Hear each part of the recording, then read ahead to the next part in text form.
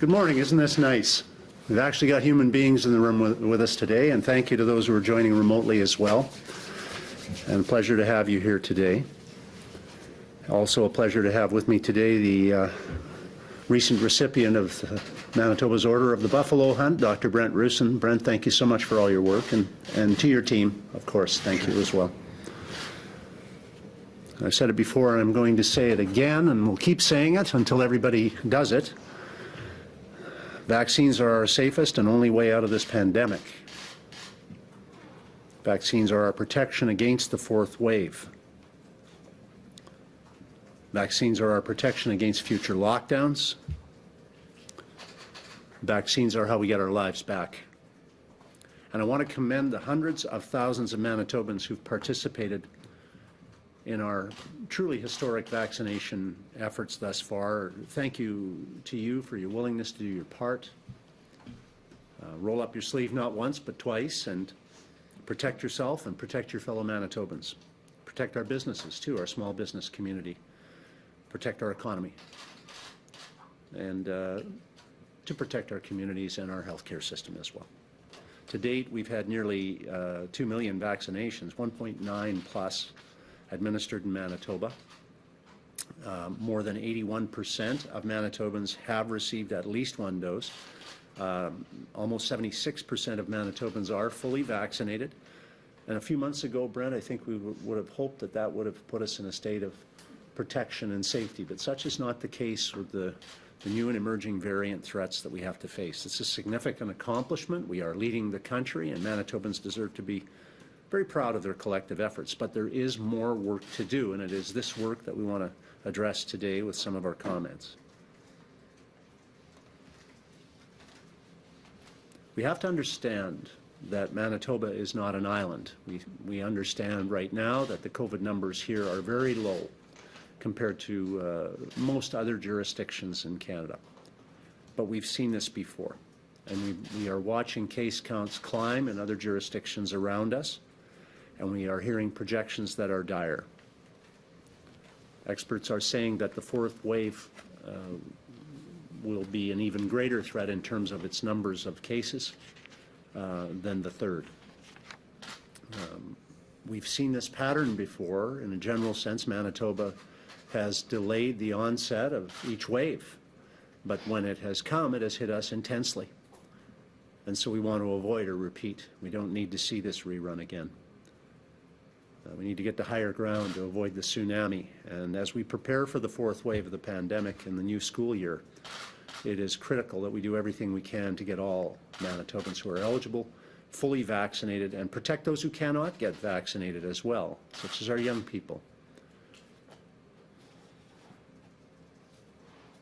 This is why today we're announcing that all frontline provincial employees who work with vulnerable populations must be fully immunized by October the 31st or undergo frequent COVID-19 testing. This includes healthcare providers, educational and early learning and childcare providers, public servants and agencies who work in high-risk settings, and Manitoba justice officials who work with vulnerable people and in correctional facilities.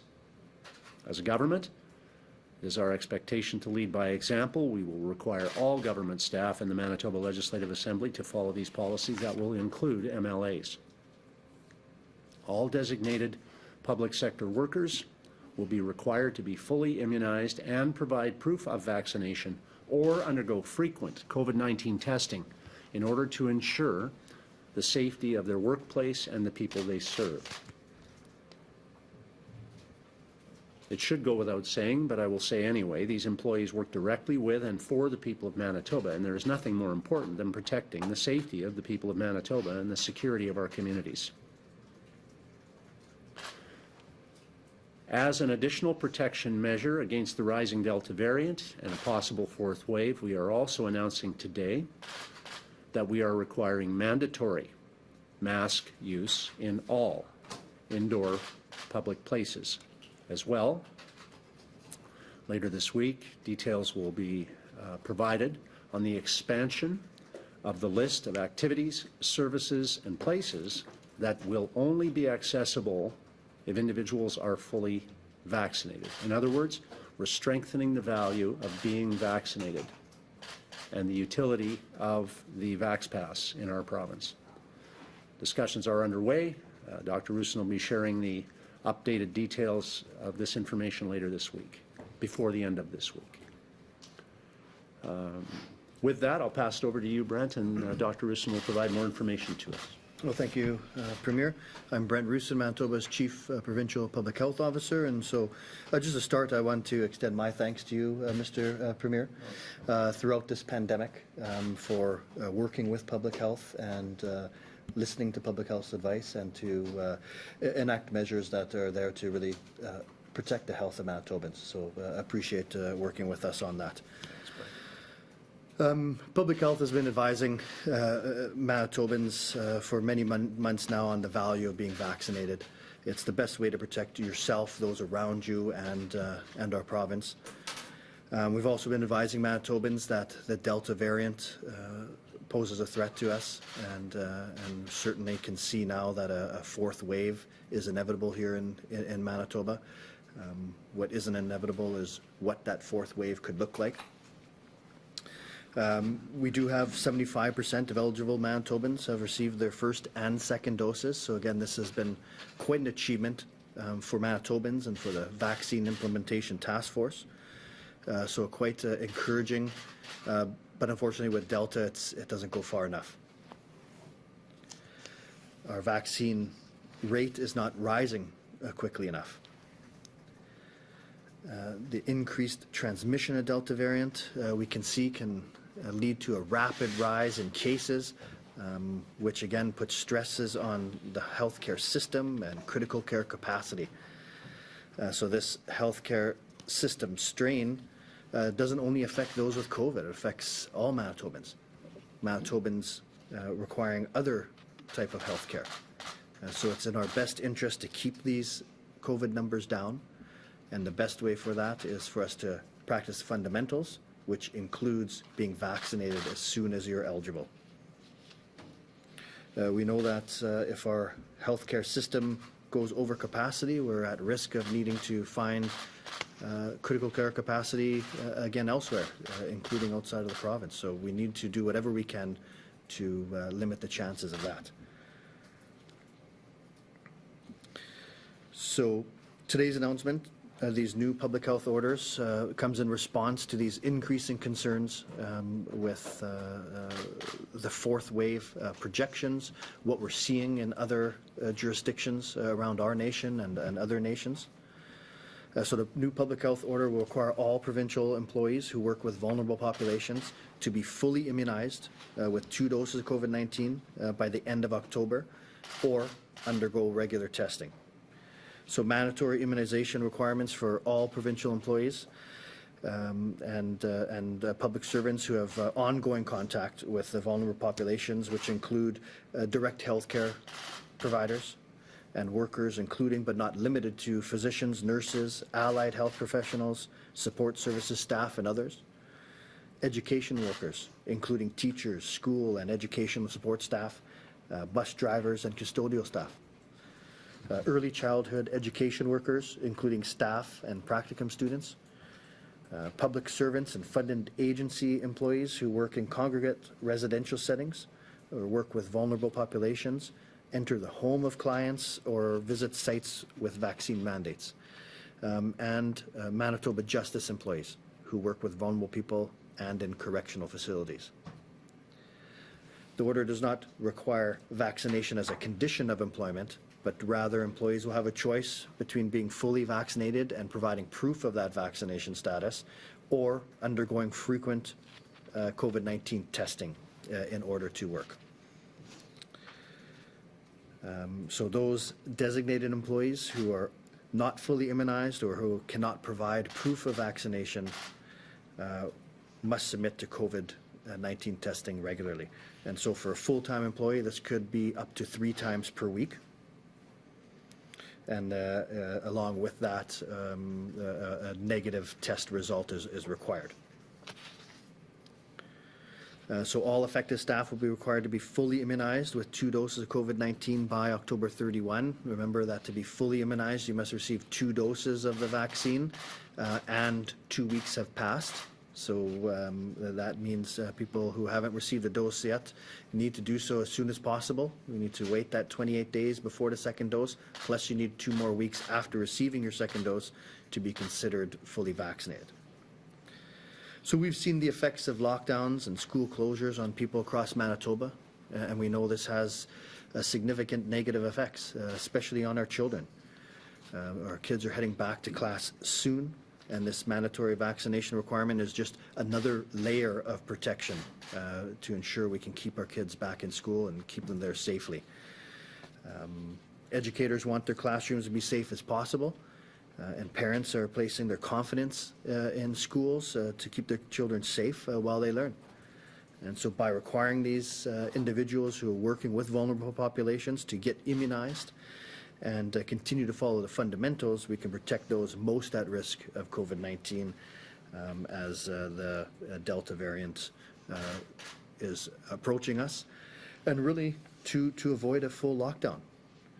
In previous waves, really the lockdown, the intense public health restrictions were really our only tool. Now we have a much better tool, and that's vaccination. So with increases in our vaccine uptake, we can do whatever we can to avoid further lockdowns.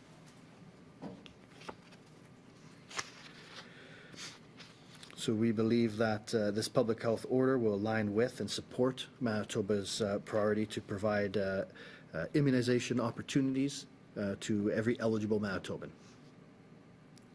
So Manitoba Public Service staff will have until September 7 to get a first dose, and then by mid-October to get that second dose, so they have 2 weeks past their second dose to be fully immunized by October 31. So people are strongly encouraged to book appointments as soon as possible. We're recommending that private businesses and organizations follow the province's lead and consider mandating COVID-19 vaccination for their employees to protect their staff, protect their customers. This will reduce the chances of outbreaks in the workplace setting, which we've seen many examples of in previous waves. Public health is still requiring businesses to report cases. And public health will still be considering the temporary closure of businesses that have outbreaks in them. So we really suggest that you do what you can to have very high vaccine uptake in your places of business to avoid such issues. We're also bringing back the mandatory mask mandate for indoor public spaces. In addition, we'll be releasing an updated list of facilities, events, and services that will require persons that are attending to be fully immunized, and we'll be doing that in the coming days. So our case counts are remaining stable for the time being, but we can see what's happening in other jurisdictions. We know that that fourth wave is heading in our direction, and vaccine uptake, vaccine credentials, the fundamentals are our best way to limit the impact of that fourth wave. Some more details and the complete public health order will be released as decisions are finalized, but I encourage all Manitobans who have not yet done so, book those vaccine appointments. And again, by requiring the people working with vulnerable populations to get immunized, wear masks, and expand that use of the vaccine passports, we can protect those most vulnerable of COVID-19. And what we can see in other jurisdictions that this is now a pandemic largely of the unvaccinated. And we have to make sure that does not lead to adverse health effects for all Manitobans. We want to protect all Manitobans from the fourth wave. So again, by working together, practicing those fundamentals and getting vaccinated, it's our best way to decrease the effect of this fourth wave in Manitoba. So thanks to all Manitobans, and I'm going to turn this back to the Premier. Thanks very much, Dr. Roussin.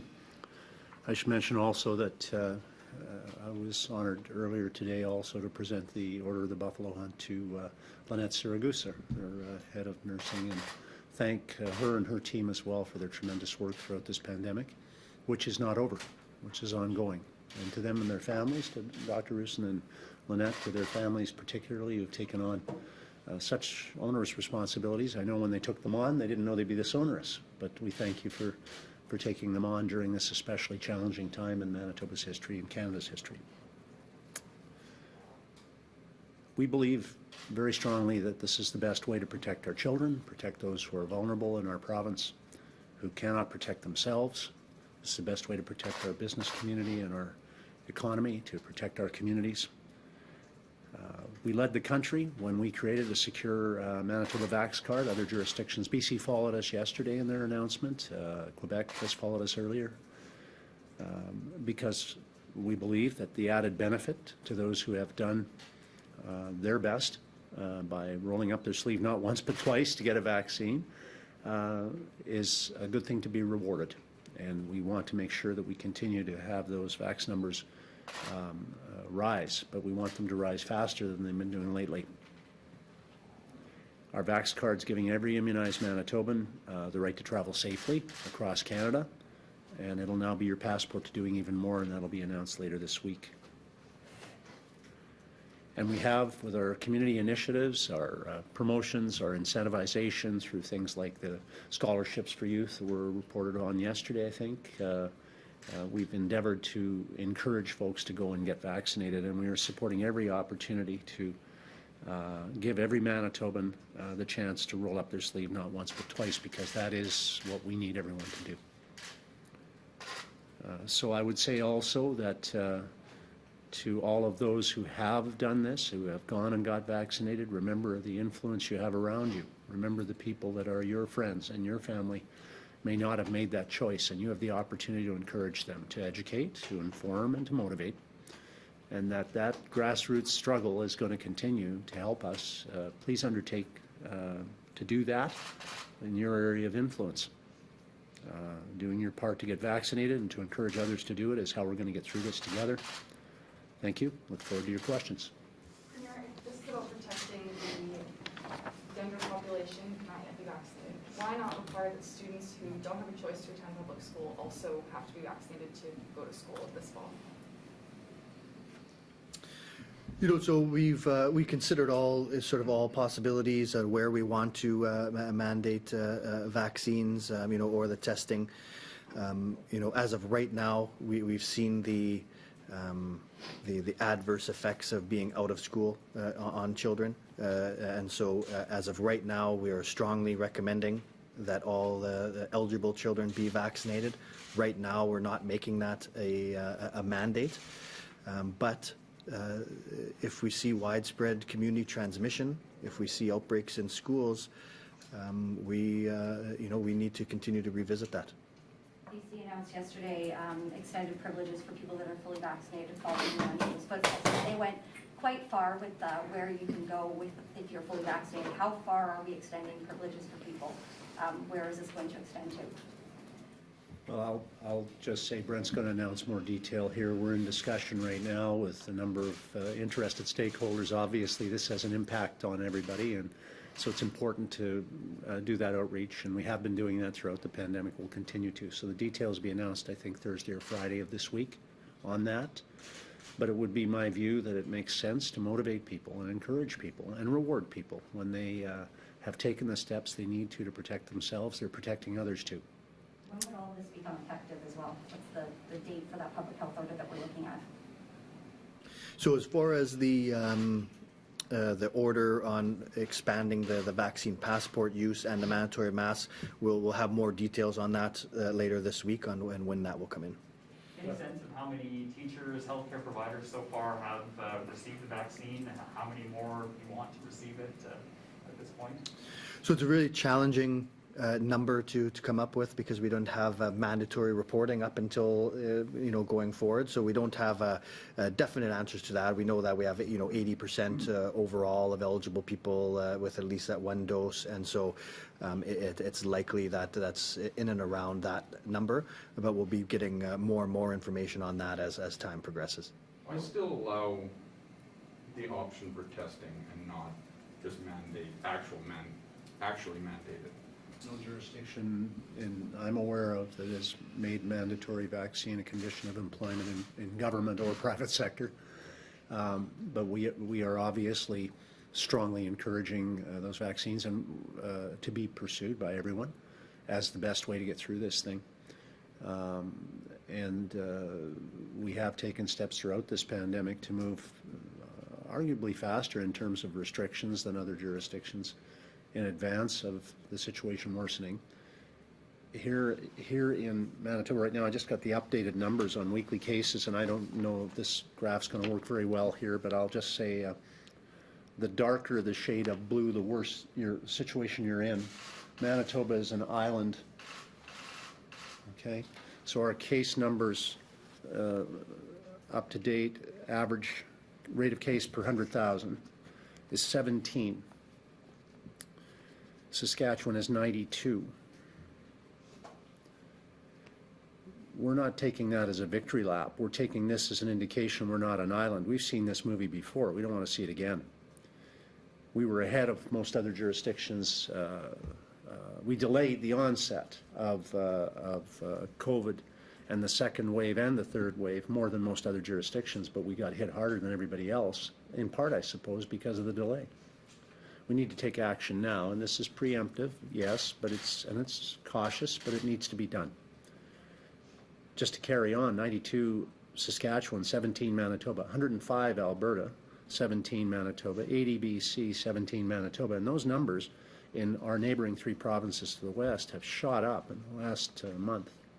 So we're seeing what's happening in other jurisdictions. Ontario at 28 right now, but again, the numbers are accelerating, 36 in Quebec and higher in the territory. So just to give that indication, on any graph that looks at case numbers, and if you take a look at every province's graphs right now, you will see a significant uptick to the right on that graph in terms of case numbers. The only place you don't is Manitoba. That doesn't mean it's going to stay down. And I'm saying, and we're saying today, we know that it's going to come up. It's just a question of can we keep that thing from being as steep as it was in 2 and 3. And sorry, just to finish, Meg, and then we'll take questions, but the projections are what are really hitting me, I have to say. And you're going to see the modeling here later today on where our experts are showing us. BC's projecting up to 10,000 cases a day within weeks. 10,000 cases a day, I repeat. Ontario, 7,000 by mid-October. That's their projection. Just to put that in comparative terms, their highest weekly average peak so far was 4,700. We're talking 7,000 on 4th wave. I'm saying this not to frighten, I hope, but to motivate and encourage all Manitobans to pursue getting vaccinated. That's the way out of this. That's the best protection we have. And we need people to pursue that. Saskatchewan has hit their highest COVID hospitalizations since first half of June. Alberta, the daily number of new infections is up tenfold since July. Modeling projections have Alberta at 4,000 cases daily. Okay, so that's where we're at. We're in a serious situation. We're taking preemptive action because we want to avoid the magnitude of what we saw in that 3rd and 2nd wave. All of us should work to make sure that we achieve that.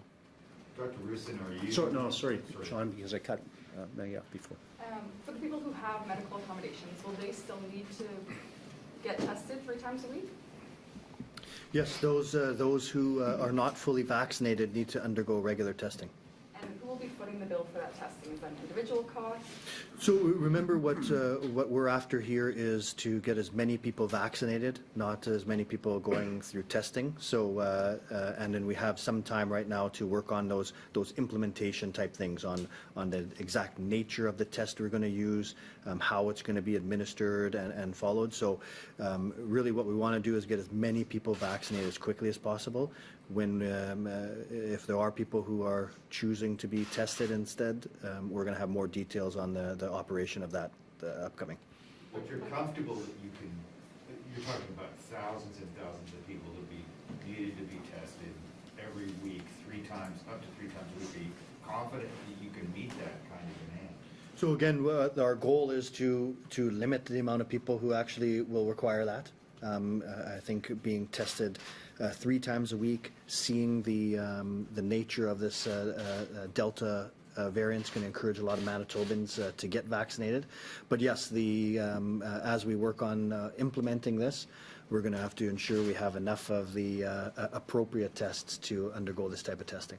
And mask mandate, when does that go into effect? Again, we don't have the specific date on that. That's going to be announced in the upcoming days on when that will be in effect, and it will be shortly. What changed in the past 3 weeks for the mask mandate? Because you guys were pretty confident that you could lift it 3 weeks ago and did.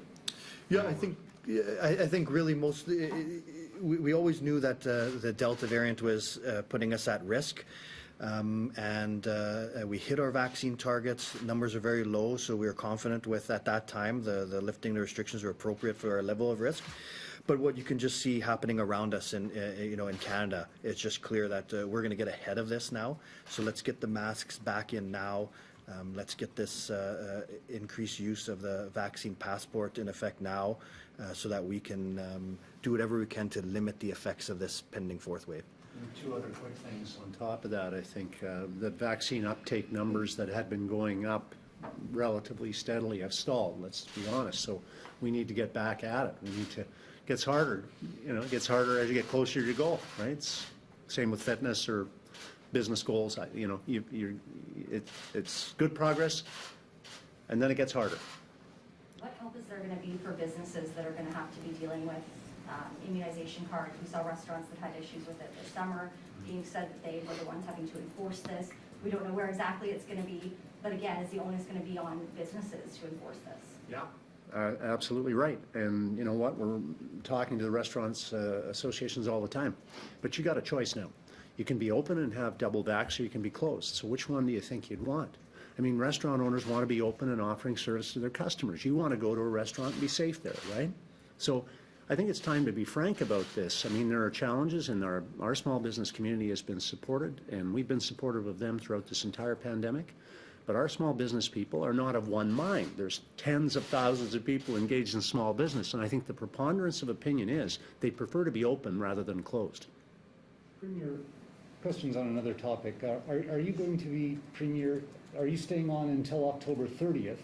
And if so, are you altering the legislature schedule or legislative agenda? You will be among the first to know. You've said yesterday that you were assuming that you would be staying on for a few weeks. I think the other thing that's motivating this announcement today is the knowledge that we're going to be waiting longer to get children vaccinated. To me, that's a very, very big motivation for what we're talking about today. We had hoped that we would have that under 12 group vaccinated. We had speculation earlier in the year that it would be by now, and then we were told October. Now, the projections we're hearing are not till the end of the year, possibly earlier in the next year. To answer my question, though, if I understand it correctly, the same way all the time, so it won't change. So you're not committed to staying on until October 30th? I've been committed to elected public office for 3 decades, Steve, and I'll tell you when I'm leaving.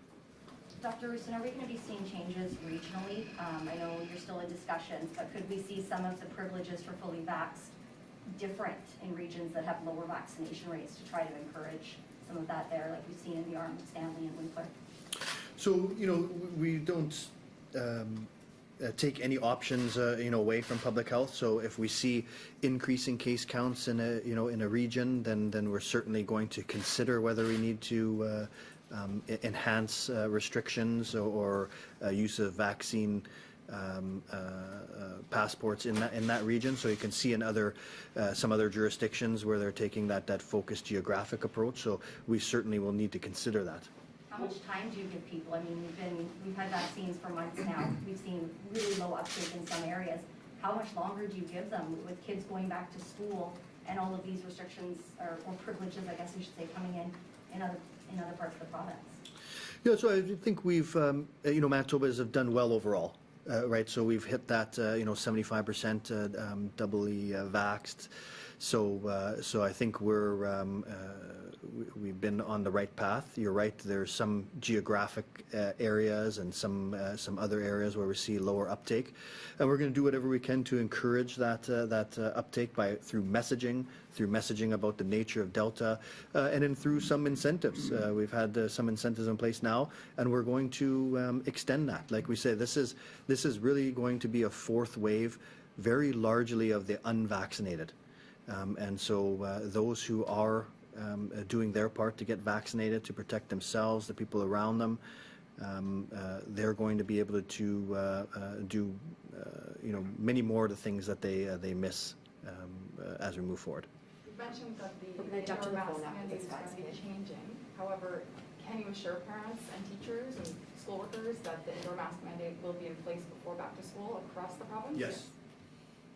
Let's Going to jump go to the phone. phone questions Yeah. now, and then we Paul can will come moderate. come Yeah, back and then to we'll come back. to these folks. Yeah, Yeah. good. It's nice to Thank you. see you all here.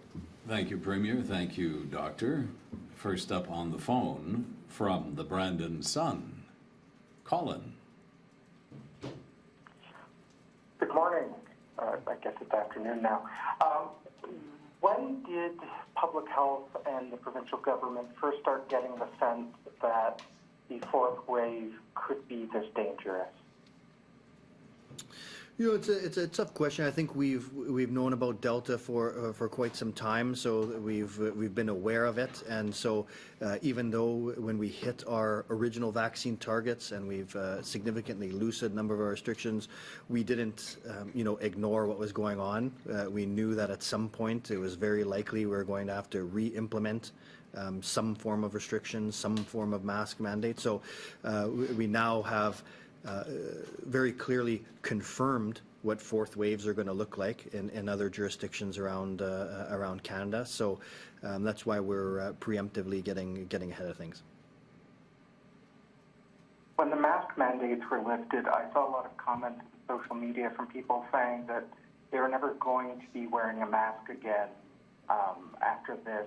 How are you going to get people to buy into a mask mandate again? Well, I mean, one is it's a public health order, so it's a requirement. So there can be repercussions for not wearing a mask in indoor public settings. And then as we move forward, we're going to see that more and more of the indoor public settings that we attend are going to be requiring proof of vaccination. So I think that we're going to do a very clear job today of showing the risks of Delta. I think that's already been shown very clearly in other jurisdictions. And so now we're moving at this point preemptively to reinstate the mask mandate amongst the increasing use of the vaccine credentials. And we need to remember as well that as much as we wish that the pandemic was over, you can't wish it away or it'd be gone by now. So we have to remember that the efficacy of the vaccines is still a subject of research. We have read some studies that show that over a period of time that a double vax person who might have had 90% plus protection initially may see that protection erode somewhat. So it's wise with the pending threat of a fourth wave for us to remember to remain cautious through this period of time, because we aren't invulnerable. We could contract or give COVID without intending to, obviously, and that risk is real. So it's important to remember and prepare for the worst, hope for the best. From CBC Radio Canada, Mohammed. Hello, Premier. Hello, Dr. Roussin. My first question would be, what is your assessment of the community outreach immunization program in South Manitoba? Is there any places where it didn't work as expected? So I think there's been a lot of work done with the vaccine task force in setting up the super sites and reaching many Manitobans very quickly, and then alongside of that with the outreach to communities that might be more vulnerable or might have more vaccine hesitancy. So again, we've seen a very a decline in the rate of vaccinations as we've gotten higher and higher, but that rate has not stopped, and that's all the hard work of the outreach teams. So we're going to continue to work on that and continue to show the the benefits of the vaccine. Very few people are very few of our cases are fully vaccinated. Even fewer are in the hospital, and almost none are in ICU. So we're going to continue to try to get as many Manitobans vaccinated as quickly as possible to really decrease the effects of this fourth wave. Thank you. And I know that you say that you will give more details on passport vaccine later this week, but for vaccine cards, there were some issues for people who don't have a Manitoba health card, newcomers, international students. Are you tackling this issue with passport vaccine in the future? Are you thinking of that? So I think there's been work all along on that, so we're going to continue to try to work out those type of details. From City News, Mark. Good afternoon. Wondering, when we first started talking about vaccines, the idea of herd immunity was extended.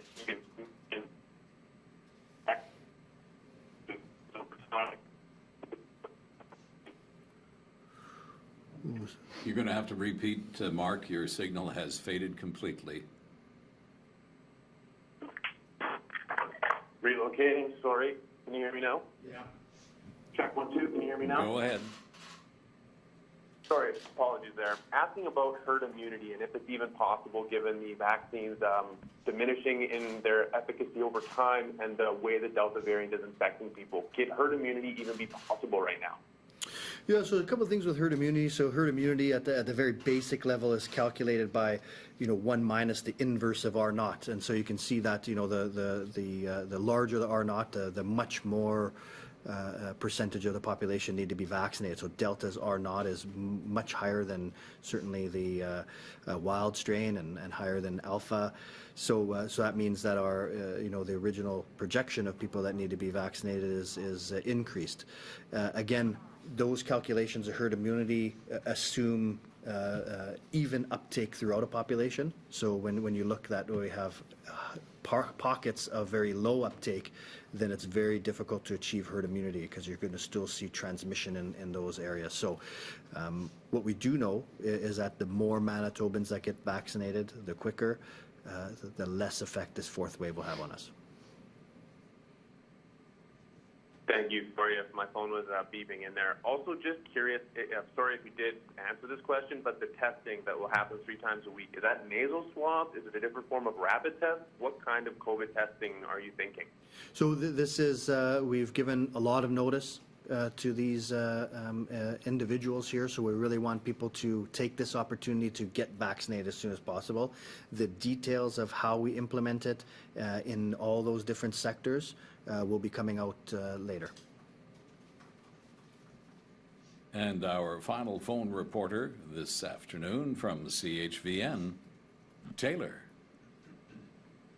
Hi, good afternoon. Dr. Roussin, are you anticipating gaps from healthcare workers who won't get vaccinated or tested? And if so, how many are you expecting, and how is the province going to compensate for that? So we've, certainly worked with the healthcare sector closely on the various ramifications of this. I think overall this is one of the reasons why we haven't made vaccine just a requirement for employment, that you have the opportunity to be tested, because of course our healthcare system is going to be under strain, and so we need to ensure we have our healthcare workers in place. So we do want them to be vaccinated, but if not, then that testing is that option. So numbers like that to anticipate is very difficult to know, but we'll continue to follow that real closely. Thanks. And in the third wave, a lot of Manitobans just stop following the health orders with the mentality of what they do doesn't matter. How is this going to be addressed with this upcoming fourth wave? I think it's the, however we want to frame it, that pandemic fatigue is real, and that's why when public health recommends restrictions or mandates, they are there for a reason. So it's why we loosened our restrictions when we could in August. It's why we lifted the mask mandate at that time, because at that time the level of risk allowed for it. When we re-implement restrictions, it's for a reason, and we're facing this fourth wave, and you can see the effects of this fourth wave. That's early effects of this fourth wave in other jurisdictions, and that's coming to Manitoba. So we're doing this preemptively and for very clear reasons. Thank you. We now return to our in-person reporters. Are there any plans for booster shots, given the concerns over the efficacy with Delta in some of the vaccines? So we are looking at that. We have a clinical specialty table that we work with consultants here, looking at if and when third dose boosters may be required, what the eligibility would be, and then of course we always want to hear from the National Advisory Committee on Immunization as well. For the mask mandate in schools, is it going to be for all grades? Yes. And BC yesterday said that the privileges for those who are fully vaxxed would be in place till at least January. Do you have an idea of how long, or is this going to be kind of a two-week? Yeah, I think it's hard to put a time frame to it. We're going to have to see what, how many Manitobans we get vaccinated, what our fourth wave looks like, how that translates into strains on the healthcare system. So we won't put an end stop to it, but what we can say is that this is meant to be temporary. This is a temporary measure for an extreme circumstance.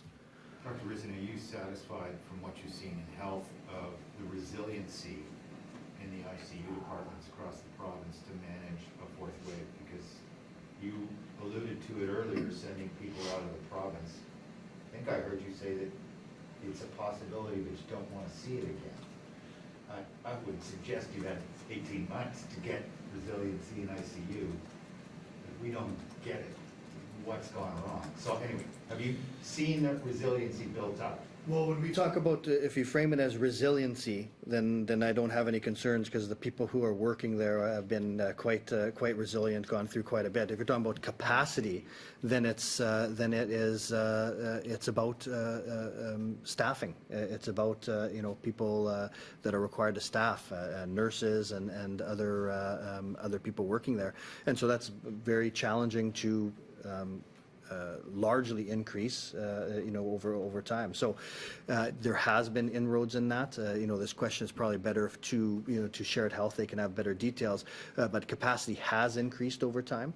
But yeah, it is a challenge when we look at the strains that they've seen over the past waves and the challenges they faced. And let's be clear, we built additional capacity. Before this pandemic, there are additional ICU beds available that were fully staffed and equipped, as opposed to ICU beds in theory that were not fully staffed, nor were they fully equipped prior to our government coming in. So we increased the capacity in ICU. I don't think anybody anticipated that the pandemic would create the additional spike in demand that it did, and with the intensity that it did. That being said, our teams have been, on an ongoing basis, have been doing everything they can to respond, and I think favorably. The people who've had treatment in our facilities, I think, are generally very, very complimentary of the care they've been receiving. I think one of you gentlemen said this is going to be a wave of the unvaccinated, if I'm not mistaken. And I don't know about your travels, but the unvaccinated and who's left over that hasn't had their shots now seem to me to be among the most determined that this is not what they want to do, that 10+% of adults out there. Have you shifted gear in any way, shape, or form, or come up with a new message, or do you have something further to say to those people that appear to just they don't care what you say? Well, we've used ongoing innovative approaches. I mean, we're the first province to introduce the Vax card, the Vax pass, to offer incentivization to people who are doubtful. Sure, there'll be a group. We've read various studies and polls. Leger did one that said something to the tune of 5% of people in the last poll I saw would never take a vaccination. But that number was much higher early in the pandemic. And that number itself is a dynamic number that's come down as people have seen or know of someone who's been infected by COVID. And when you experience that, you tend to change your tune. Sadly, that's been instructive to many people and has changed their view. Other things like the community outreach, where instead of Dr. Roussin and I trying to persuade people in various parts of the province to change their mind on COVID, someone in their neighborhood is talking to them, someone in their church or their community group is talking to them. There'll be a report coming out next week, I believe, on an update on those community outreach initiatives. They're working, you know, never as fast as I would like, but they're working. And so that, and things like even the lottery, where people said, you know, I'm going because I'd like to have a shot at that lottery. Well, good. Whatever works for different people, some people doesn't work for others. We're looking at dynamic ways, creative ways of persuasion. But the ultimate persuasion is this is just the right thing to do to protect yourself and others. And we need to continue to keep getting that message out to in a broad-based way. Dr. Roussin, do you have the current R value for COVID here in Manitoba right now? I don't have a recent one. We usually receive that value from the Public Health Agency of Canada that they calculate over time. So a couple of weeks ago we were at 0.6. You know, we're going to be closer to 1 right now. Is it too early to say whether announcements like last week from the universities, colleges that are implementing vaccine mandates, if those are having an impact on our uptake? I think it might be a little early. I haven't seen anything obvious on that, but what we're looking to see in the upcoming weeks is a significant increase in appointments booked. So we'll you know, hopefully be able to report on that. And as our post-secondary minister said yesterday, we're working with the universities, post-secondary institutions, community colleges very closely, and respecting that they are their governance rights are there and they're real, and so we're encouraging and supportive of what they're doing as well. We're partnering with them. I'm going to try one more time on a different angle on this. You've said you said yesterday that that you're leaving the future of Bill 64 and other legislation to your successor. The legislature is coming back October 6th, or is scheduled to, unless that changes. Your successor is apparently only being chosen October 30th. So it sounds like you have to make a decision before October 6th. And Well, that's not a question. Well, what are you going to do about the start of the legislature and the legislative agenda? Well, I'll continue to do the best I can, as I always have since I've been elected. I've been honored to serve the people of Manitoba and my constituency for a long time. So I'll just give it all I got as long as I can, and then when I decide to leave, I'll let you know. And public hearing, second reading. Not an easy decision. Second reading on some of the bills is scheduled for the second sitting day after the resumption. And the resumption again is October 6th. That's on your watch, apparently. Yeah, if I leave, I'll miss all that exciting work. That's right. That's what makes the decision hard. Okay, thanks. Anything else, guys? Are partially funded schools, independent schools, are they subject to the same vaccine requirements for staff? I think you know, that would be, you know, public health would be recommending that. I think it would probably have be a question for education to know the details on that. Thanks, everyone. Thanks, everyone. Nice to see you in the flesh. Thank you.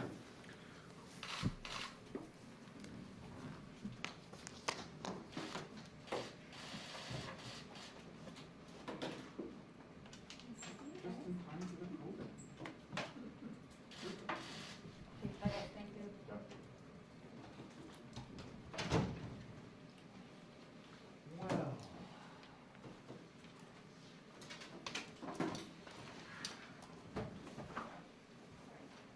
Workshop over here.